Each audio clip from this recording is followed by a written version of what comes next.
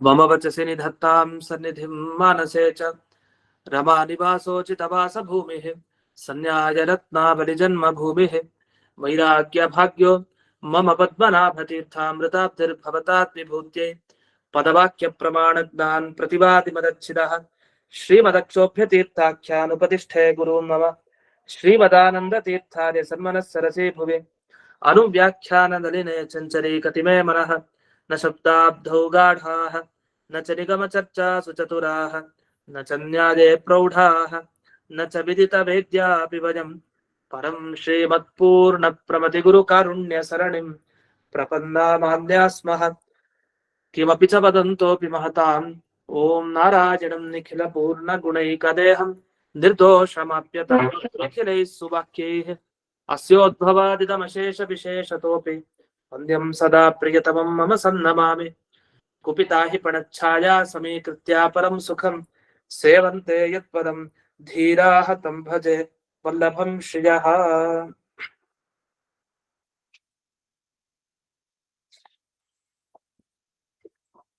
ಇದುವರೆಗೆ ಜೈನ ಮತದಲ್ಲಿ ಹೇಳಿರುವಂತಹ ಧರ್ಮ ಅಥವಾ ಜ್ಞಾನ ಇದು ಯಾವ್ದ್ಯಾವ್ದು ಮೋಕ್ಷಕ್ಕೆ ಕಾರಣ ಅಂತ ಇದೆಯೋ ಅಲ್ಲೆಲ್ಲ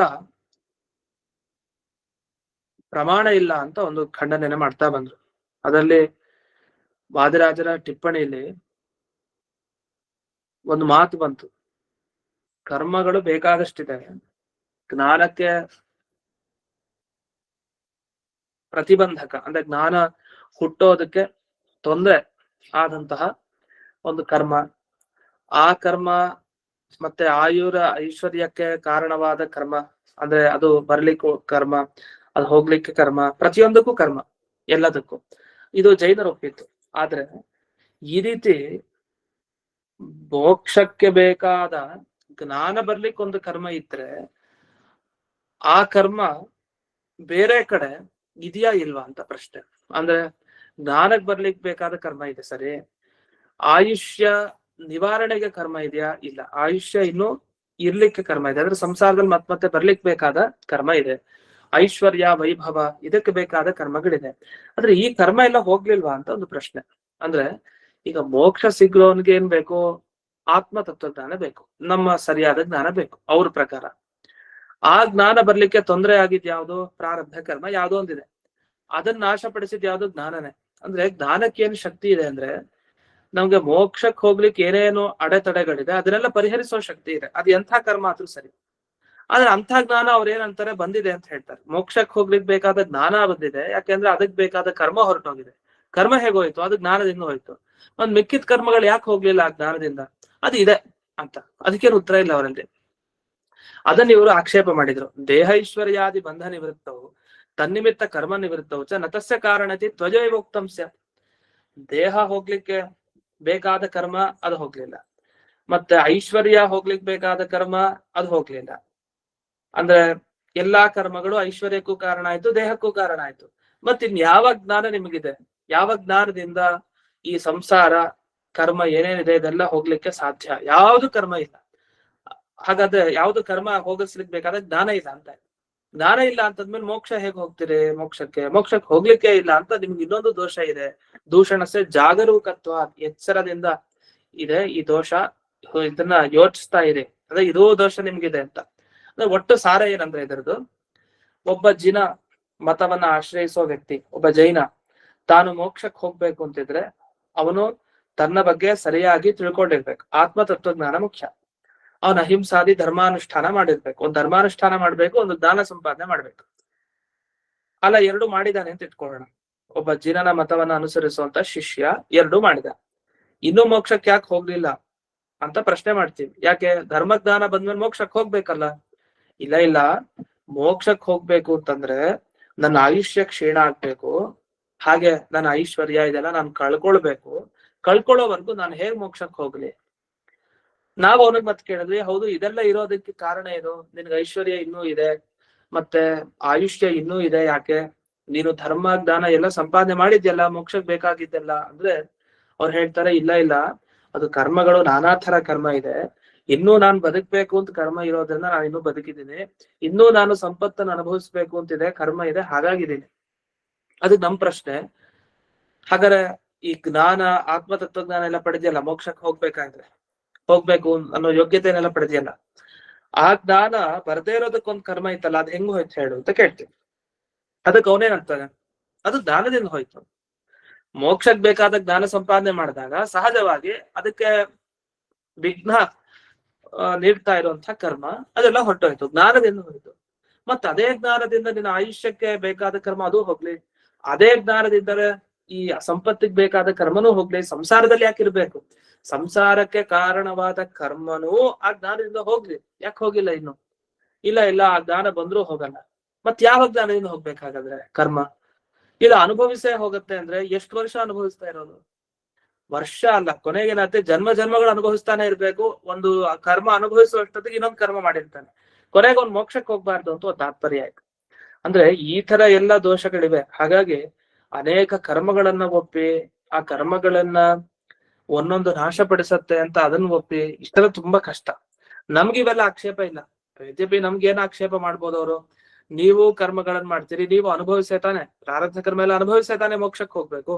ನೀವು ಪ್ರಾರಬ್ಧ ಅನುಭವಿಸ್ಬೇಕಾದ್ರೆ ಇದೊಂದು ಕರ್ಮ ಮಾಡ್ತೀರಿ, ಆಮೇಲೆ ಇನ್ನೊಂದು ಕರ್ಮ ಮಾಡ್ತೀರಿ, ನೀವ್ ಯಾವ ಕರ್ಮಗಳನ್ನು ಕಳ್ಕೊಳ್ತೀರಿ? ನಮ್ಗ ಅದ ಆಕ್ಷೇಪ ಇಲ್ಲ. ಯಾಕೆ? ನಮ್ಮಲ್ಲಿ ದೇವರ ಅನುಗ್ರಹ ನಾವು ಒಪ್ಪಿದೀವಿ. ಆ ದೇವರ ಅನುಗ್ರಹಕ್ಕೆ ಎಷ್ಟು ಶಕ್ತಿ ಅಂದ್ರೆ, ಪ್ರಾರಬ್ಧ ಕರ್ಮ ಇದ್ದಾಗ ಅಷ್ಟನ್ ಮಾತ್ರ ಅನುಭವಿಸ್ತಾನ, ಇನ್ನೊಂದು ಕರ್ಮ ಹುಟ್ಟಲ್ಲ. ಅಂದ್ರೆ ಈಗ ಅಪರೋಕ್ಷ ಜ್ಞಾನ ಆಯ್ತು ಒಬ್ಬನಿಗೆ, ಸಂಸಾರದಲ್ಲಿ ಒಬ್ಬ ಇದ್ದ, ಸಾಧನೆ ಮಾಡ್ಕೊಂಡ, ದೇವ್ರ ಕಣ್ ಮುಂದೆ ಬಂದ್ ನಿಂತ, ಅಪರೋಕ್ಷ ಜ್ಞಾನ ಆಯ್ತು. ಅದಾದ್ಮೇಲೆ ಮೋಕ್ಷಕ್ಕೆ ಹೋಗ್ಲಿಕ್ಕೆ ಸ್ವಲ್ಪ ಅಡೆತಡೆ ಇತ್ತು. ಏನು? ಪ್ರಾರಬ್ಧ ಕರ್ಮ ಕಳ್ಕೊಳ್ಳೋವರೆಗೂ ಅವ್ನು ಮೋಕ್ಷಕ್ಕೆ ಹೋಗಲ್ಲ. ಹಾಗೆ ಈ ಪ್ರಾರಬ್ಧ ಕರ್ಮ ಕಳ್ಕೊಳ್ಳೋದು ಹೇಗೆ? ಅನುಭವಿಸಿ ಅನುಭವಿಸ್ಬೇಕು. ಸರಿ, ಅವ್ನು ಒಂದೊಂದೇ ಕರ್ಮ ಅನುಭವಿಸ್ತಾ ಕೂತ. ಆವಾಗ ಜೈನ ಮತದವ್ರ ಪ್ರಶ್ನೆ, ನೀವು ಒಂದೊಂದೇ ಕರ್ಮ ಈಗ ಅನುಭವಿಸ್ತಾ ಇದ್ರೆ ನಮ್ ತರ ನಿಮ್ ಕಥೆನೂ ಆಯ್ತಲ್ಲ, ನೀವು ಮೋಕ್ಷಕ್ಕೆ ಹೋಗಲ್ಲ, ನಾವು ಮೋಕ್ಷಕ್ಕೆ ಹೋಗಲ್ಲ. ಯಾಕೆ? ನೀವು ಕರ್ಮ ಅನುಭವಿಸ್ಬೇಕಾದ್ರೆ ಇನ್ನೊಂದ್ ಕರ್ಮ ಮಾಡ್ದೇನೆ ಒಂದ್ ಕರ್ಮ ಇರೋದೇ ಇಲ್ಲ. ನಾವ್ ಒಂದ್ ಕೆಲಸ ಮಾಡಿದ್ವಿ ಅಂದ್ರೆ ಅದನ್ನ ಇನ್ನೊಂದ್ ಕರ್ಮ ಸೃಷ್ಟಿ ಆಗ್ಬಿಡುತ್ತೆ. ಹಾಗೆ ಪ್ರಾರಬ್ಧ ಕರ್ಮ ಏನೂ ತೊಂದರೆ ಆಗದೆ ಇರೋ ತರ ಅನುಭವಿಸ್ಲಿಕ್ಕೆ ಆಗತ್ತಾ? ಯಾವುದೇ ಒಂದು ಕರ್ಮ ಮಾಡ್ಬೇಕಾದ್ರೆ 10 ಕರ್ಮಗಳಿಗೆ ಅದು ಕಾರಣ ಆಗೇ ಇರುತ್ತೆ. ಅಂಥ ಕರ್ಮಾಚರಣೆ ನಾವು ಮಾಡ್ತೀವಿ. ಒಂದ್ ಪುಣ್ಯ ಕೆಲಸ ಮಾಡ್ಲಿಕ್ಕೆ ಹೋದ್ವಿ, 10 ಪಾಪದ ಕೆಲಸ ಆಯ್ತು. ಅಥವಾ ಒಂದು ಪಾಪದ ಕೆಲಸ ಮಾಡ್ಲಿಕ್ಕೆ ಹೋದ್ರು, ಅದು 10 ಪುಣ್ಯ ಕೆಲಸಗಳಿಗಂತೂ ಖಂಡಿತ ಕಾರಣ ಆಗಲ್ಲ, 1000 ಪಾಪಗಳಿಗಂತೂ ಕಾರಣ ಆಗತ್ತೆ. ಅಂದ್ರೆ ಕರ್ಮ ಪರಂಪರೆ ಬೆಳಿತಾ ಇರುತ್ತೆ, ಅದು ಎಂದಿಗೂ ಅದು ನಿಲ್ಲೋದೇ ಇಲ್ಲ, ಯಾವಾಗ್ಲೂ ಇದ್ದೇ ಇರುತ್ತೆ. ಹೇಗೆ ಈ ಜಗತ್ತಿನ ಒಂದು ಚಕ್ರ ಯಾವಾಗ್ಲೂ ಇದ್ದೇ ಇರುತ್ತೆ, ಹೋಗೋದೇ ಇಲ್ಲ, ಆ ತರ ಅದು. ಅದ ಶರೀರ ಆಗ್ಲಿ, ಕರ್ಮ ಆಗ್ಲಿ, ಒಂದಾದ್ಮೇಲೆ ಒಂದು. ಈ ಜನ್ಮದಲ್ಲಿ ಒಂದ್ ದೇಹನ, ಮುಂದಿನ ಜನ್ಮ ಇನ್ನೊಂದ್ ದೇಹ, ಆಮೇಲೆ ಇನ್ನೊಂದ್ ದೇಹ, ಹೀಗೆ ಹೋಗ್ತಾನೆ ಇರುತ್ತೆ. ಇದಕ್ಕೊಂದು ಇತಿ ಮಿತಿ ಅಂತ ಇಲ್ವೇ ಇಲ್ಲ. ಮತ್ತೇನ್ ಮಾಡೋದು? ಅದಕ್ಕೆ ಹೇಳ್ತಾರೆ, ನಮ್ಮ ಸಿದ್ಧಾಂತದಲ್ಲಿ ಆ ಕಷ್ಟ ಇಲ್ಲ. ಯಾಕೆಂದ್ರೆ ಒಬ್ಬ ದೇವರನ್ನ ನೋಡಿದ್ಮೇಲೆ ಪ್ರಾರಬ್ಧ ಕರ್ಮ ಅನುಭವಿಸ್ಬೇಕಾದ್ರೆ ಅವ್ನು ಇನ್ನೊಂದು ಕರ್ಮ ಅಂಟುಕೊಳ್ಳದೆ ಇರೋ ತರ ದೇವರ ಅನುಗ್ರಹ ಮಾಡಿರ್ತಾನೆ. ಹಾಗಾಗಿ ತಪ್ಪಿಲ್ಲ. ಆ ಇರೋ ಪ್ರಾರಬ್ಧ ಕರ್ಮ ಕಳ್ಕೊಳ್ತಾನೆ, ಮೋಕ್ಷಕ್ಕೆ ಭಗವಂತನ ಅನುಗ್ರಹ ಆದ ಕೂಡಲೇ ಹೋಗ್ತಾನೆ. ಇಷ್ಟೇ ಉತ್ತರ. ಆದ್ರೆ ನಿಮ್ಮಲ್ಲಿ ಅದೆಲ್ಲ ಇಲ್ಲ ವ್ಯವಸ್ಥೆ. ನೀವು ಆ ಜಡವಾದ ಕರ್ಮ ಅನುಭವಿಸೇ ಹೋಗ್ಬೇಕು. ನೀವು ಆ ಜಡ ಕರ್ಮ ಅನುಭವಿಸ್ತಾ ಇನ್ನೊಂದು 10 ಕರ್ಮಗಳ ಸೃಷ್ಟಿ ಕಾರಣ ಆಗುತ್ತೆ. ಅದನ್ನ ನೀವು ಎಂದಿಗೂ ಮೋಕ್ಷಕ್ಕೆ ಹೋಗ್ಲಿಕ್ಕೆ ಆಗಲ್ಲ ಅಂತ ಇದು ವಾದಿರಾದರು ಒಟ್ಟು ಈ ತಾತ್ಪರ್ಯವನ್ನ ಅವರು ಬರ್ತಿದ್ದಾರೆ. ಇದ್ರ ಮೇಲೆ ಅಂದ್ರೆ ಜಯತೀರ್ಥರ ಈ ಪಂಕ್ತಿ ಮೇಲೆ ವಸ್ತುತಃ ಇದು ದೋಷ ಇದ್ದೇ ಇದೆ ಅವ್ರಿಗೆ, ಇದು ಎಚ್ಚರದಲ್ಲಿ ಇಟ್ಕೊಂಡ್ ಮಾತಾಡಿ ಅಂತ ಇನ್ನೊಂದು ದೋಷ ಕೊಡ್ತಾ ಇದ್ದಾರೆ ಇವರು ಅಂತ ಇಷ್ಟು ಇಲ್ಲಿ ಬಂದಿದ್ದ ವಿಷಯ. ಹಾಗಾದ್ರೆ ಯದ್ಯಪಿ ಜ್ಞಾನ ಆವರಣೀಯಾದಿಕಂ ಜ್ಞಾನಾದೇವ ನಿವೃತ್ತಂ ತಥಾಪಿ ಆಯುರಾಧಿಕಾರಣಮಸ್ತೇವ ಅಂತ ಜಯತೀರ್ಥರ ಮಾತಿನ ಅಭಿಪ್ರಾಯ, ದೋಷ ಇದ್ದೇ ಇದೆ, ದೋಷ ಇರ್ತಾ ಇದ್ದಾಗಲೇ ಇನ್ನೊಂದು ದೋಷ ಕೊಡ್ತಾ ಇದೀವಿ. ಅದ್ ಹೇಗೆ ಅಂತಂದ್ರೆ ಅಂತ ಮುಂದುವರಿಸ್ತಾ ಹೋಗ್ತಾರಲ್ಲಿ. ಹೀಗೆ ಈ 167ನೇ ಸುಧಾಮೂಲದಲ್ಲಿ 3ನೇ ಪಂಕ್ತಿಯ ಅರ್ಥ ಏನಿದೆ ಅದರ ಮೇಲೆ ಗುರುವರ್ಥ ದೀಪಿಕಾದಲ್ಲಿ ವಿಮರ್ಶೆ ಮಾಡಿತು. ಸರಿ, ಮುಂದಕ್ಕೆ ಹೋಗೋಣ. ಯಾದುಪತ್ಯ ಟಿಪ್ಪಣಿಯಲ್ಲಿ ಏನ್ ಬರೆದಿದ್ದಾರೆ ವಿಷಯ ಅಂದ್ರೆ, ಜ್ಞಾನ ಆವರಣೀಯಾದಿಕಂ ಕರ್ಮ ಅಂತ ಬಂತು.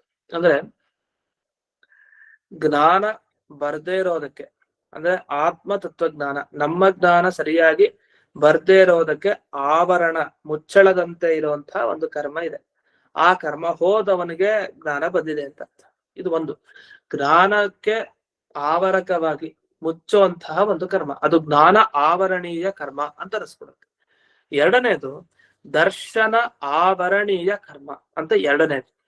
ಮೂರನೇದು ಮೋಹನ ಆವರಣೀಯ ಕರ್ಮ. ಹೀಗೆ ಒಂದೊಂದೇ ಕರ್ಮಗಳ ಬಗ್ಗೆ ತಿಳಿಸ್ತಾ ಬಂದ್ರು. ಅದನ್ನ ದರ್ಶನ ಆವರಣೀಯ ಮೋಹನೀಯ ಅಂತರಾಯಣಂ ಗ್ರಹಣಂ ಅಂತ ಹೇಳಿದ್ದಾರೆ. ಏನಂದ್ರೆ ಒಟ್ಟು 4 ನೆನ್ನೆನೂ ಕೂಡ ಅದನ್ನ ನೋಡಿದ್ವಿ. ಜ್ಞಾನಾವರಣೀಯ ಕರ್ಮ, ದರ್ಶನಾವರಣೀಯ ಕರ್ಮ, ಮೋಹನಾವರಣೀಯ ಕರ್ಮ ಅಂತೆಲ್ಲ ಒಂದೊಂದೊಂದೊಂದೊಂದಕ್ಕೂ ಕರ್ಮಗಳಿರುತ್ತೆ. ಇನ್ನು ಅಂತರಾಯ ಅಂತ ಒಂದು ಬಂತು. ಅಂತರಾಯ ಅಂತಂದ್ರೆ ವಿಘ್ನ ಅಂತ ಅರ್ಥ. ಯಾವುದೇ ಕೆಲಸ ಮಾಡ್ಬೇಕಾದ್ರೂ ವಿಘ್ನ ಬರುತ್ತೆ, ಅದೇ ಒಂದು ಕರ್ಮ. ವಿಘ್ನನೇ ಒಂದು ಕರ್ಮ. ಈ ರೀತಿ ಈ ಪಾಪ ಕರ್ಮಗಳು ನಮಗೆ ತೊಂದರೆ ಕೊಡ್ತಾ ಇರುತ್ತೆ. ಅದು 4. ಈಗ ಜೈನ ಸಿದ್ಧಾಂತವನ್ನು ಒಂದು ಸ್ವಲ್ಪ ಹೇಳ್ತಾರೆ ಯಾದುಪತ್ಯ ಟಿಪ್ಪಣಿಯಲ್ಲಿ. ಇದರ ಬಗ್ಗೆ ವಿಸ್ತಾರವಾಗಿ ನಾವು 2ನೇ ಅಧ್ಯಾಯದಲ್ಲಿ ನೋಡ್ತೀವಿ. ಜೈನ ಮತದ ಅನುವಾದ ಮಾಡ್ತಾರೆ ಜೈತೀರ್ಥರು, ತುಂಬಾ ಸುಂದರವಾಗಿ ಮಾಡ್ತಾರೆ. ಜೈನ ಮತದಲ್ಲಿ ಯಾವ ಪ್ರಕ್ರಿಯೆ ಇದೆ, ಅವರ ಸಿದ್ಧಾಂತದಲ್ಲಿ ಮೋಕ್ಷ ಇದೆಯಾ, ಯಾವ ತರ ಮೋಕ್ಷ, ಮತ್ತೆ ಎಷ್ಟು ತರ ಕರ್ಮ ಒಪ್ಪಿದ್ದಾರೆ, ಜೀವ ಅಂದ್ರೆ ಏನು, ಒಂದು ಮೊದಲಿಗೆ ಒಂದಿಷ್ಟು ಪುಟ ಬರೀತಾರೆ. ಅಷ್ಟು ಓದ್ಬಿಟ್ರೆ ಸಾಕು, ಜೈನ ಸಿದ್ಧಾಂತ ಸಮಗ್ರವಾಗಿ ಇಟ್ಬಿಟ್ಟಿದ್ದಾರೆ ಜೈತೀರ್ಥರು, ಸುಂದರವಾಗಿ ಹೇಳಿದ್ದಾರೆ. ಆ ಜೈನ ಮತದ ಕೆಲವು ವಿಷಯಗಳನ್ನ ಇಲ್ಲಿ ಇವರು ಹಾಕೊಡ್ತಾ ಇದ್ದಾರೆ ಈ ಯಾದುಪತ್ಯ ಟಿಪ್ಪಣಿಯಲ್ಲಿ. ವಾದಿರಾಜರು ಅದ್ರ ಮೇಲೇನ್ ವಿಚಾರ ಮಾಡಿದ್ರು ಗುರುವಾರ್ಥ ದೀಪಿಕಾದಲ್ಲಿ. ಇವರು ಹಿಂದಿನ ವಿಷಯವನ್ನ ನೆನಪಿಸ್ಕೊಂಡು ಅದರಲ್ಲೇ ನಮಗೆ ನೆನಪಿಸ್ಕೊಡ್ತಾ ಇದ್ದಾರೆ. ಹೀಗಿದೆ ಅವ್ರ ಮತದಲ್ಲಿ, ಇದನ್ನೆಲ್ಲ ನೀವು ನೆನ್ಪಿಟ್ಕೊಡಿ. 3ನೇ ಅಧ್ಯಾಯ ಓದ್ತಾ ಇದೀವಿ, 3ನೇ ಪಾದ.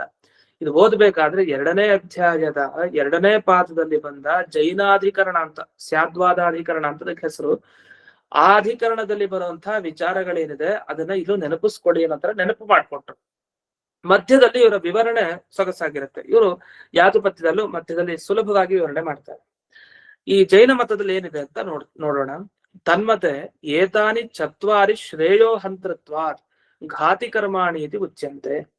ಅವ್ರ ಮತದಲ್ಲಿ ಘಾತಿ ಕರ್ಮ ಅಂತ ಇದೆ. ಘಾತಿ ಕರ್ಮ ಅಂದ್ರೆ, ಘಾತಿ ಅಂದ್ರೆ ಅಪಘಾತ ಮಾಡೋ ಕರ್ಮಗಳು. ಏನ್ ಕರ್ಮಗಳು? ನೀವು ಬಯಸುವಂತಹ ಶ್ರೇಯಸ್ಸಿಗೆ ಅದು ತೊಂದರೆ ಕೊಡುವಂತ ಕರ್ಮ. ಅದು 4 ಕರ್ಮ ಇದೆ ಅವರ ಮತದಲ್ಲಿ. ನಾವು ಮನುಷ್ಯರಾಗಿ ಏನ್ ಪಡಿಬೇಕು ನಮ್ಗೆ ಇಷ್ಟ ಇದೆಯೋ ಅದನ್ನ ಪಡಿದೇರೋ ಹಾಗೆ ಮಾಡ್ಲಿಕ್ಕೆ 4 ಕರ್ಮ ಇದೆ. ಆ ಕರ್ಮಗಳಿಗೆ ಘಾತಿ ಕರ್ಮಗಳು ಅಂತ ಕರೀತಾರೆ. ಅದ್ ಯಾವ್ದು ಅಂತ ಒಂದೊಂದೇ ಬಿಡಿಸ್ತಾರೆ ಯಾದುಪತ್ಯದಲ್ಲಿ. ತನ್ಮತೆ ಏತಾನಿ 4 ಈ 4 ಶ್ರೇಯೋ ಹಂತೃತ್ವ, ಮನುಷ್ಯನಿಗಿರೋ ಶ್ರೇಯಸ್ಸನ್ನ ಕಳೆಯೋದ್ರಿಂದ ಘಾತಿ ಕರ್ಮಾಣಿ. ಘಾತಿ ಕರ್ಮ ಅಂತಾರೆ ಅದಕ್ಕೆ ಹೆಸರು. ಯಾವ್ದದು? ತತ್ರ ಸಮ್ಯಕ್ ಜ್ಞಾನಂ ನ ಮೋಕ್ಷ ಸಾಧನಂ ಇತಿ ವಿಪರ್ಯಯ ಜ್ಞಾನ ಆವರಣೀಯಂ ಕರ್ಮ. ಮೊದಲನೇ ಕರ್ಮ ಜ್ಞಾನಾವರಣೀಯ ಕರ್ಮ ಅಂದ್ರೆ, ಈ ಇದುವರೆಗೆ ಈಗ ನಾವು ಖಂಡನೆ ಮಾಡಿದ್ವಲ್ಲ, ಆತ್ಮ ಅಂದ್ರೆ ಯಾವ ಯಾವ ಶರೀರ ಅವನಿಗೆ ಸಿಗತ್ತೋ ಅಷ್ಟೇ ಆತ್ಮನ ಪರಿಣಾಮ ಇರುತ್ತೆ, ಪರಿಮಾಣ ಇರುತ್ತೆ. ಉದಾಹರಣೆಗೆ ಆನೆಯ ಜನ್ಮ ಬಂದ್ರೆ ಆನೆಯ ಶರೀರದಷ್ಟು ಜೀವ ಇರ್ತಾನೆ. ಇರುವೆ ಜನ್ಮ ಬಂದ್ರೆ ಇರುವೆ ಶರೀರದಷ್ಟು ಆತ್ಮನಿರ್ತಾನೆ. ಇದು ಆತ್ಮಜ್ಞಾನ. ಈ ಆತ್ಮಜ್ಞಾನ ಅವರ ಮತದಲ್ಲಿ ಸಮ್ಯಕ್ ಜ್ಞಾನ, ಸರಿಯಾದ ಜ್ಞಾನ. ಆದ್ರೆ ಈ ಸಮ್ಯಕ್ ಜ್ಞಾನ ಬಂದ್ರೆ ಅವನೊಬ್ಬ ಮೋಕ್ಷಕ್ ಹೋಗಲ್ಲ, ಈ ಸಮ್ಯಕ್ ಜ್ಞಾನ ಮೋಕ್ಷಕ್ ಕಾರಣ ಅಲ್ಲ ಅಂತ ಯಾರು ತಿಳ್ಕೊಂಡಿರ್ತಾರಲ್ಲ ಅವರಿಗೆ ಇದು ಪ್ರಾರಬ್ಧ ಕರ್ಮ ಇದೆ ಅಂತ ಅರ್ಥ ಅಂತ ಅವ್ರು ಜೈನರು ಹೇಳೋದು. ಹಾಗಾದ್ರೆ ಏನಾಯ್ತು, ನಾವ್ ಇದನ್ನ ಖಂಡನೆ ಮಾಡಿದ್ವಿ. ಹಾಗಾದ್ರೆ ನಮ್ಮ ಸಿದ್ಧಾಂತದಲ್ಲಿ ಏನಿದೆ ಅಂದ್ರೆ, ನಾವ್ ತಿಳ್ಕೊಂಡಿರೋದು ಆತ್ಮ ಅಂದ್ರೆ ಅಣು, ಚಿಕ್ಕ ಚಿಕ್ಕ ರೂಪದಲ್ಲಿ ಆತ್ಮ ಇರ್ತಾನೆ. ಅವನು ಆನೆಯಲ್ಲಿರ್ಲಿ, ಇರುವೆ ಶರೀರದಲ್ಲಿ ಎಲ್ ಬೇಕಾದಿರ್ಲಿ, ಚಿಕ್ಕ ಅಣು ಸ್ವರೂಪ ಆತ್ಮನಿಗೆ. ಇವ್ರು ಹೇಳೋದು ಆಯಾಯ ಶರೀರ ಬಂದಾಗ ಅಷ್ಟಷ್ಟು ಪರಿಮಾಣ ಇರುತ್ತೆ ಜೀವನಿಗೆ ಅಂತ. ಇದನ್ನ ನಾವು ತತ್ವಜ್ಞಾನ ಅಂತ ಒಪ್ಲಿಲ್ಲ.